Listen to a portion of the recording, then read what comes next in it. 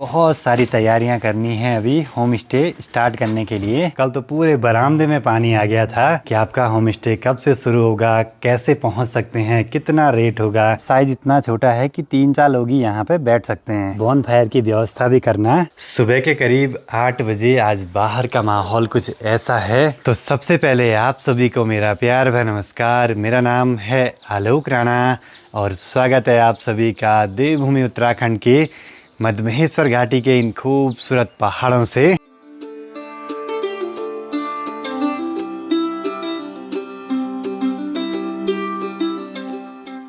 शाम को तो आजकल लगभग डेली मौसम ख़राब होता है, तेज़ बारिश आती है। तो आज सब चीज़ें यहाँ पे सुखाने के लिए रख दी तेज़ धूप में। एक बार अब माँ को परवाड़ी वाले घर तक छोड़ने के लिए चलते हैं और वापसी आके आज यहाँ का ये वाला काम भी निपटाना है, पेंट वगैरह का। पप्पा जी ने तो स्टार्ट भी कर दिया ब्लैक कलर का पेंट लगाना यहाँ प्राइमर वाले कोट के बाद। अब 2-4 दिनों में फटाफट से ये घर के काम निपटाने हैं हमें। छोटे मोटे बहुत सारे काम है भाई।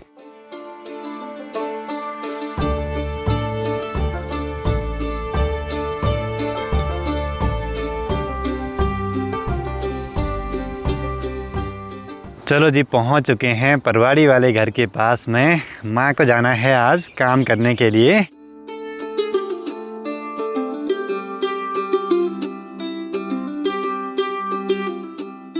अपने घर को तो हम चमका ही रहे हैं, तो आज मैंने सोचा कि खुद को भी चमका देते हैं भाई। बाकी आज हमें घर पे ये वाला सारा काम निपटाना है। रेलिंग पे ब्लैक कलर का पेंट लगाएंगे।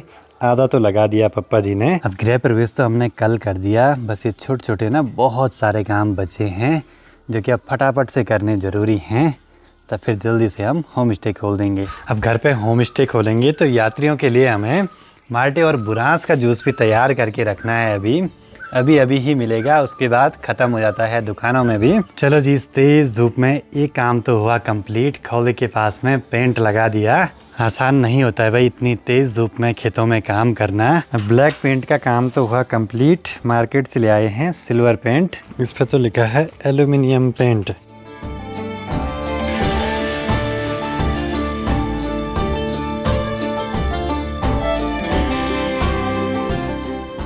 एल्युमिनियम पेंट भी बना के तैयार कर दिया। नॉर्मली हम इसको सिल्वर पेंट बोलते हैं।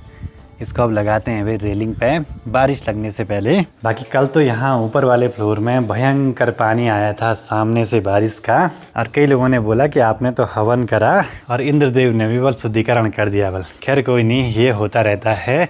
सिर्फ हमारे ही घर पे नहीं बल्कि सबके घर पे हुआ ऐसे कल। अब यहाँ बैक साइड की ये लोहे वाली जो रेलिंग है इसको भी चमका देते हैं। सेम लगेगी एसएस के जैसे। ये हैं जी बिल्कुल आखिरी वाले काम, और इनको हम खुद ही कर रहे हैं। तो काफ़ी पैसे भी बच रहे हैं, काम का अनुभव भी बढ़ रहा है और काम अपने हिसाब से भी हो रहा है। ऊपर आकाश में थंडरिंग भी शुरू हो गई। मौसम फिर से बिगड़ रहा है भाई कल की तरह।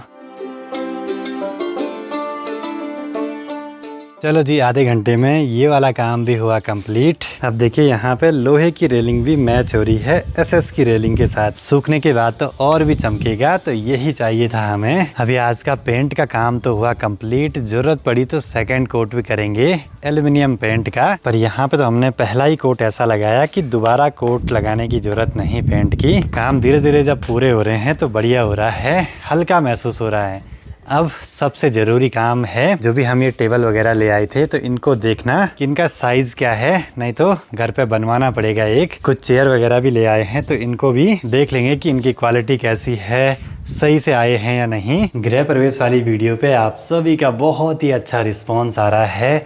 बहुत सारे कमेंट्स हैं, लोगों के बहुत सारे सवाल हैं कि आपका होम स्टे कब से शुरू होगा, कैसे पहुँच सकते हैं, कितना रेट होगा, क्या क्या चीज़ें वहाँ हम कर सकते हैं। मतलब बहुत सारे सवाल। और हम इतनी डेट को आ रहे हैं तो कैसे आपसे संपर्क करें। तो जिस दिन ये काम पूरा हो जाएगा उस दिन प्रॉपर एक वीडियो बनेगी और हम बता देंगे कि कब से हम यहाँ यात्रियों को ठहरा सकते हैं। क्योंकि उत्तराखंड टूरिज़्म डिपार्टमेंट में भी अच्छे से रजिस्ट्रेशन प्रोसेस पूरी होनी चाहिए। बस उसमें थोड़ा सा टाइम लगेगा। अभी जैसे ही सब काम हो जाएंगे उसके बाद आप लोग आ सकते हैं।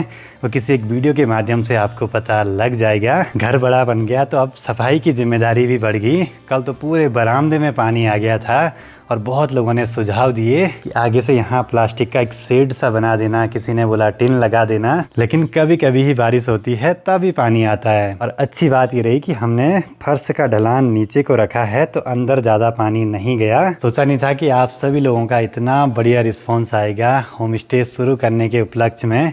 बस देखते हैं भाई, समय लगेगा और मैं चाहता हूं कि जो पहले गेस्ट आए ना उनको हर वो चीज़ मिले जो हम यहाँ पे चाहते हैं अपने होम स्टे में, मतलब किसी भी चीज़ की कमी नहीं। मैंने तो पहले ही सोच लिया है कि अपना काम है होम स्टे में साफ़ सफाई का, माँ पापा करेंगे सब यात्रियों को मैनेज, किसी को खाना बनाना है, किसी को बुकिंग्स वगैरह लेनी है। बाकी माँ भी पहुँच गई परवाड़ी वाले घर के काम निपटा के। शाम के 5 बजने वाले हैं, बाहर माहौल कुछ ऐसा है अभी। और लंच के बाद तो आजकल इन नए कमरों में ही आराम करना होता है।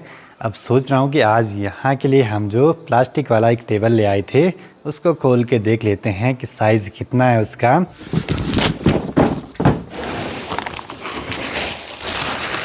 है तो वैसे सही लेकिन थोड़ा छोटी होगी मुझे लग रहा है। 6 या 8 लोगों के लिए बैठने की जगह हो जाए जहाँ पे, तो इसकी लेग्स कुछ ऐसे जॉइंट करनी पड़ेंगी इस पे। चलो जी, टेबल बनके तो तैयार है, पर ये इतनी छोटी है भाई, मतलब साइज़ इतना छोटा है कि 3-4 लोग ही यहाँ पे बैठ सकते हैं। हमें तो कम से कम 7-8 लोगों के लिए चाहिए था, पर यह है कि ये भी काम आएगा कहीं ना कहीं। अब खुलाते हैं इन कुर्सियों को, पता तो चल सके कि एक टेबल पे कितनी कुर्सियां फिट हो रही हैं। ये सारा सामान आया था ऋषिकेश से और बहुत दिन हो गए हमने खोला ही नहीं।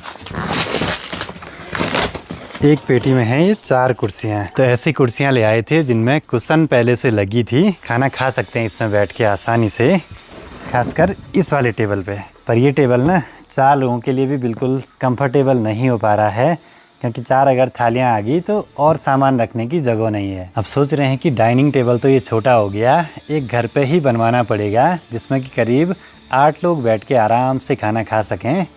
और ये वाला काम आ गया चाय वगैरह पीते टाइम साइड में कहीं लगा सकते हैं या ऊपर छत के आसपास। तो इन कुर्सियों का ये सारा प्लास्टिक निकालना पड़ेगा।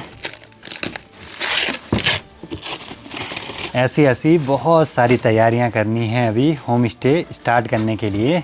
जब सब काम हो जाएंगे ना तब शुरू करने में बढ़िया रहेगा। प्लास्टिक निकालने के बाद कुछ ऐसी लग रही हैं कुर्सियाँ, पर ये प्लास्टिक निकालने का मन नहीं कर रहा है। कैसी लग रही माँ को कुर्सी? ठीक है। कुर्सी कैसी लग रही है अब? बढ़िया बढ़िया थी नहीं? चलो जी, दूसरे बॉक्स को भी खोल देते हैं। इतना ज़्यादा प्लास्टिक फैल गया चारों ओर। ये कुशन चेयर हम ले आए थे 8, और ऊपर पे टेबल भी उसी हिसाब से बनानी है कि 8 चेयर वहाँ पे लग जाएं, जिससे कि आराम से बैठ सकें और सामने के ऐसे खूबसूरत नज़ारों का आनंद भी ले सकें सभी। कोशिश तो हम अपनी तरफ से पूरी कर रहे हैं अच्छी से अच्छी व्यवस्था करने की। बस अब कुछ दिनों में जब काम हो जाएंगे तब आपको सारी चीज़ें बता दी जाएंगी कि कैसे संपर्क करें, कैसे यहाँ पहुँचें, कैसे बुक करें और कितना यहाँ का रेट होगा, खाने का, रहने का, जो भी चीज़ें हैं। एक बारी आप ज़रा इस टेबल को ऊपर छत पे ले जाके ट्राई करते हैं कि कहाँ पे इसको रख सकते हैं। आसपास कोने टूटने का डर भी लगा रहता है। मैं सोच रहा हूँ कि इसको यहाँ पे लगाया जाए। ये देखो जी, अगर इसको हम यहाँ पे लगाते हैं, एक चेयर यहाँ से रखते हैं, एक वहाँ से, तो फिर शाम को बैठ के यहाँ पे चाय पीने का तो मज़ा ही कुछ अलग रहेगा। सब चीज़ें उनकी जगह पे सेट होती रहेंगी तो नीचे बरामदा भी खाली हो जाएगा। फिर अब इन कुर्सियों को बारिश से भी बचाना पड़ेगा क्योंकि सामने से बड़ी तेज़ बौछार आती है। पर यह कि यहाँ पे एक आदमी ने रहना ही है तो फिर प्लास्टिक का जुगाड़ कर देंगे इनको ढकाने के लिए।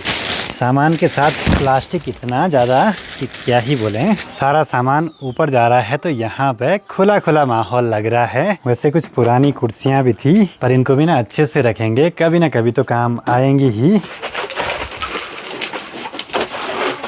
जब से घर पे काम लगा था सब चीज़ों पे इतनी धूल जमी है। और कई लोगों ने ये भी बोला कि बॉनफायर की व्यवस्था भी करना, तो सोच रहे हैं कि यहाँ पे कुछ ऐसा बनाया जाए कि सर्दियों में अंगीठी जलाया जाए आग सेकने के लिए। अभी तो बहुत सारी व्यवस्थाएं करना बाकी है भाई। अब धीरे धीरे यहाँ बरामदा खाली हो रहा है, बस ये बेड वगैरह यहाँ से भी हटाने हैं। शायद इनको परवाड़ी वाले घर पे भी ले जा सकते हैं। एक और जरूरी काम, ये एयर फाइबर ऊपर वाले फ्लोर पे किसी ऐसी जगह पे लगाना जहाँ से पूरे घर में अच्छे सिग्नल जाए। रोनिया रखा घर पे है।